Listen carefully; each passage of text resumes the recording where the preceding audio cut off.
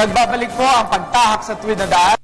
Special coverage for the 4th State of the Nation address of our President. At live po tayo dito sa Batasang Pambansa Complex. At pwede niyo po kaming sundan sa aming Twitter, Facebook, and sa ating Google Plus accounts. At we're also live kung sa ating mga kababayan na nasa abroad. You can follow us through the government channel, ptv4.ph, and also the PCO or the Malacanang websites. Pwede din po kayong sumubaybay dyan. At kasama natin kanina sila Elfren Zicangco at si Ginoong Conrad de Quiros. Sa puntong ito, makakasama natin isang set. At pero magbabalik pa rin po sila Ginoong Conrad mamaya at si Sir Elfren. Sa punto ito, kasama po natin itong ating mga batang, isa sa pinakabatang senador na nahalal sa taong ito. Senator Bam Aquino. Hi Mark and BH, sa mga nanonood po sa atin, magandang hapon po. At syempre kasama rin natin ngayong hapong ito si Dean Ed Naco, syempre ang Dean and Professor ng National College of Public Administration ng aking paaralan, University of the Philippines. At kasama pa rin, hi Dean, kasama pa rin po natin si Ginoong Andrew Masigan. Ang tradisyon ng ating sa araw ng SONA, doon din po inahalal or ang pag-organize ng both chambers of Congress, yung sa lower and upper chambers. So, sa araw na ito, nahalal yung mga senador. Balitaan mo kami, Senator Bang. Actually, kanina lang ito nangyari. No? We had the opening of the session earlier, tapos naboto natin si Senator Drilon as our new Senate President. And you took his oath as the youngest member of the Senate, Benjamin of the House. Right? Tradisyon po kasi na ang pinakabatang senador yung nagbibigay ng oath dun sa pumapasok na Senate President. So I was very honored to administer the oath, and Senator Drilon's whole family was there. Correct. Kaya alam ko na napakalaking bagay din sa kanya at sa kanyang pamilya at sa aming lahat, no, na siya yung magiging bago naming pinuno sa Senado. And judging by the voting, mukhang it's an overwhelming majority. Sa tingin mo ba magandang balita ito para sa Pangulo? Well, alam mo, well, they say nga sa Senate, no, the alliances can shift, no? But I think in terms of the majority and the minority, meron kagustuhan na ipasa yung mga bills na talagang makakatulong sa mga kababayan natin. That's good. Palagay ko, meron mga bills na dapat hindi na pinupolitika or not politically contentious. Hopefully, we'll be able to pass these bills, makamit nga natin yung inclusive growth, yung mga pinakanangailangan, matulungan nga sila. At palagay ko, yan pwede magtulungan, ang majority tsaka minority. Senator, baka pwede mo i-share sa amin sino yung mga bagong officers ng ating chamber ngayon? Si Senator Recto is now the Senate Pro Tempore. Si Senator Alan Peter Cayetano is the majority leader. And si Senator Enrile is the minority leader. Ayan, so it's a shift in the leadership actually. Yeah. So itong ang dynamics between the legislature at yung executive ay mabigat. Pero isa sa mga napag-usapan na pagdebatehan ng matagal sa Kongreso ay itong programa ng Pangulo na CCT or itong Pantawid Pamilya Program. Gusto ko tanungin si Dean Ed Naco, this has always been the centerpiece ng mga SONA ng ating Pangulo. Kalagitnaan na ng kanyang termino, ano ang tingin nyo ang naging bunga nitong CCT?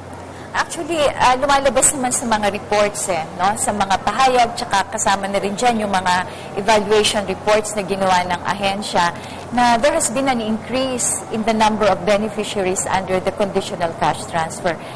Kung ako yung tatanungin, kung talagang everybody is looking forward to address poverty, dapat ito, kasama na yung CCT, mga measures na dapat nag-a-address ng poverty talaga. So, sang-ayon po kayo dahil palagay ko sa hanggang 2016, ang target natin is more than 5 million CCT beneficiaries ang target natin to finish by 2016. That's right. And I think more than just the yearly commitment to the conditional cash transfer, we want to stretch the program to address the poor, really, even towards the end of the administration of President Aquino or even beyond his administration. Pero Senator Bam, ang accusation or ang debate dito, ang sinasabi nilang negative dito ay talagang dole out. Does this really translate into solid economic gains para sa ating bansa, itong CCT? Well, ang importante kasing intindihin sa CCT, kung kanino ito dapat. This is really for the poorest of the poor, yung tinatawag natin E-socioeconomic class. Itong CCT kasi, this was actually patterned after a Brazilian program and a Mexican program which has shown na talagang kung gawin ito na tama, talagang makakatulong ito sa mga pinakamahihirap sa ating bayan. So kailangan lang intindihin, this is for the poorest of the poor. But ako nga, as you know, entrepreneurship yung pinaka-advocacy natin at hinahabol natin. Rin nga na at the end of the CCT program, at the 5th year, kasi technically you cannot repeat, no? Kapag umabot ka na sa 5th year, tapos na yon. Hindi ka na pwedeng umulit. Kailangan meron ka ng skills to be employed or meron ka ng kapital para makapagnegosyo. And earlier, nakita natin sa TV yung sitwasyon ni Miss Recto, di ba? Yung na-feature kanina. May tindahan. No? Actually, before I ran, yung social enterprise namin na Happy Noy was partnering with DSWD to start introducing mga micro-businesses dun sa mga ibang CCT members nila. And ito siguro yung, I guess, the future, no? We support the poorest of the poor. We make sure targeted yan. Sigurado na yung pinakamahihirap sa ating bayan makakuha ng pera mula sa gobyerno. Mag-graduate natin sila towards employability and towards having businesses. And doon natin makita na lumalaki at lumalago ang kanilang maliit na negosyo. Then they become sustainable. So Andrew, ano sa tingin mo yung effect ng CCT sa ekonomiya natin? Malaki yung effect. On an economic point of view, you're firing up consumption from the baseline. So itong mga maliliit na pamilya, they would have tinatawag na pangtawid, no? Just to survive the week or the month and this fires up the economy through their consumption of rice, canned goods, noodles, etc. So all of these things has a multiplier effect. That's right. Diba? Pero nabanggit mo kanina, Andrew, na ang nagdadrive ng ating ekonomiya talagang consumption. But you're looking for more concrete infrastructure investment, tourism development. Anong tingin mong gains doon? Dahil nabanggit na rin sa mga previous zona yung priority natin sa tourism. Yes, I think one of the, it's been said that one of the 3 pillars of the economy is tourism. And I'm happy to report that we have a very, very vibrant tourism industry right now. For the first 5 months of the year, we grew by 11%. So for the first time in our history, Mark, naka-surpass tayo ng 2 million arrivals in this year, no? And we're looking forward to 5.2 to 5.5 million this year. So napakaganda ng prognosis para sa tourism industry. Ayan. Balikan ko lang kanina, di ba? Sabi kanina ni Andrew, isa pa rin sa mga problems natin that we're facing is the unemployment rate. At alam natin, isa sa mga katulong natin when it comes to your legislative agenda is Senator Bam Aquino. Dahil itong expertise mo, entrepreneurship, employment, and all. So have you filed bills that would actually help us recover for this at maramdaman ng first of the poor talaga natin? They're inclusive growth nga eh. So we want them to be part of our country. So can you share with us, Senator? Yes, thank you for the question. Actually, today we filed our first 7, possibly 8 bills. 7 bills kasi ito yung ready na. The 8th one, I'll see in an hour kung ready na siya, no? But the first 7 bills we filed are what we call our inclusive growth bills, no? Hopefully, which will go hand in hand dun sa zona ni Presidente, ranging from supporting the microfinance sector, supporting micro, small, and medium enterprises, youth entrepreneurship, social enterprises, and so on and so forth, no?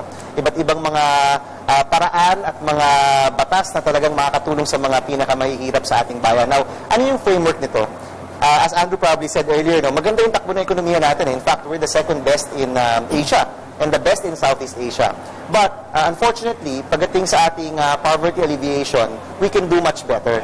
Now, may mga batas na pwede magdagdag dun sa kaperahan ng ating bayan, no? And that's what's been happening, no? The total amount of money in the country, lumalaki, kaya tayo may growth.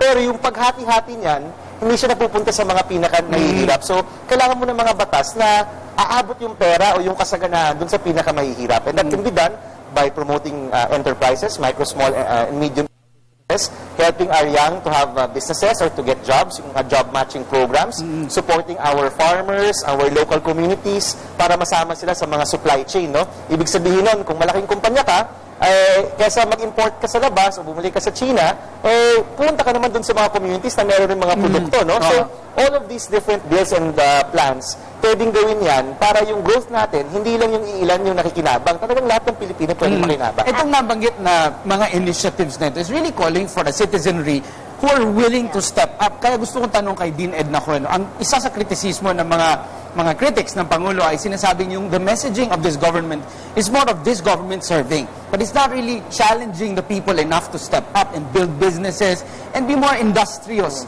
So sa tingin mo ba kailangan yung shift na yun na the burden or the onus for building growth dapat nasa citizenry, hindi lamang sa gobyerno? Actually, Mark, andyan na yung ating, I think there are efforts of the government already to emphasize, already emphasizing citizens' involvement in stepping up. Halimbawa, andyan yung bottom-up budgeting, which has been there, carried out, na ang sinasabi sa bottom-up budgeting, yung paggawa, pagtingin, pag-prepare, at even to decide on budget, there should be a partnership between local government units and the civil society. So this is an example na sinimula na, andyan na yung signal, andyan, hindi lang signal it's actually being done. So I think this is it. It's just a matter of more people joining in the wagon to be able to move the economy forward. What do you want to see, Dean, sa ating 2014 budget? I've had a glimpse of what the allocation is looking like for 2014. And I hope that, and I think this is shared by many people, that we see bigger budget given to the essentials, which are on health, on education, diba? So I think these are the slices that should get the bigger share in the What about budget. infrastructure? Infrastructure is quite important because contrary to what people think na rather than infrastructure, why don't we put it to have, hindi naman ho magpa-contradict because the infrastructure speeds up also the pace of economic growth. But also immediately, the quick impact is there is job that is generated through infrastructure. Mabagal yung akusasyon sa ating kundi na mabagal yung pag-implement daw ng DPWH. Meaning, we started really spending for infrastructure in the parang end of the second year of the President. Nakahabol na ba sa tingin mo, Ginoong Andrew? To be honest, Mark, DPWH is not the problem. DOTC is. Talagang mabagal ang rollout ng airports, seaports, and everything that has to do with transportation. Let's not even talk about telecommunication kasi natanggal na yan sa poder ng DOTC. So yung bottleneck talaga nasa DOTC. DPWH is doing it. Interesting. I'm just calling a spade. Tatanungin natin si Senator Bam mamaya-maya lamang. Pero paano kung natatagasan tayo sa mga PIDAF? Meron tayong question para kay Senator Bam.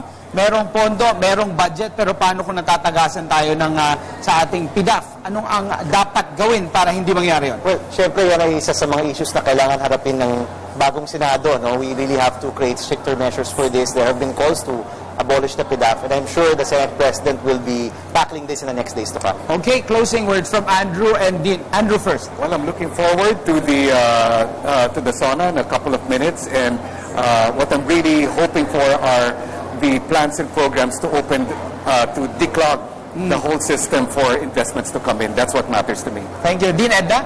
The Filipino nation is looking forward to listen to the President's State of the Nation address. This is actually an ongoing conversation between promise and accomplishments. Okay. Maraming salamat. And Senator Bam? Ako, very quickly lang, I think itong SONA ni Presidente and the next 3 years, everyone is really nakaabang tayo sa mangyayari sa next 3 years natin. Palagay ko, this will be 3 years of focusing on broad-based economic growth, inclusive growth, yung tulong na talagang maaramdaman ng mas maraming Pilipino. And I'm excited to hear ano yung mga strategies ng ating Presidente para maabot yun. At babasahin natin ngayon ang ating mga mensahe mula sa ating mga kababayang nanonood. So itutuloy ko ang mga post sa FB ng ating mga kababayan. From Edison Charles Carlos, ang ambag ko sa SONA ay ang tax na inaambag ko sa pamahalaan kada kinsenas at katapusang ng buwanang sahod ko. O, diba? Okay. Gloria Macale, bilang isang OFW, makasunod sa batas ng bansang naroon ako at maging tunay na makatuwiran ang ating sariling bayan. Azumi Lorbes, ang SONA ko ay makilahok sa mga proyekto ng pamahalaan sa pamamagitan ng pagbobolontaryo, lalo na sa pagtulong sa mga kababayan natin sa panahon ng kalamidad. Nakaka-inspire ang post ng ating mga kababayan. Lagpas 3:00 na po ng hapon at ilang oras pa po ang ating naantay bago po mag-deliver na kanyang SONA ang ating Pangulo. Kaya tuloy-tuloy po ang discussion dito para po maintindihan natin kung nasaan na nga ba kalayo itong natahak ng tuwid na daan. Magbabalik po ang inyong special coverage. Diyan lamang po kayo.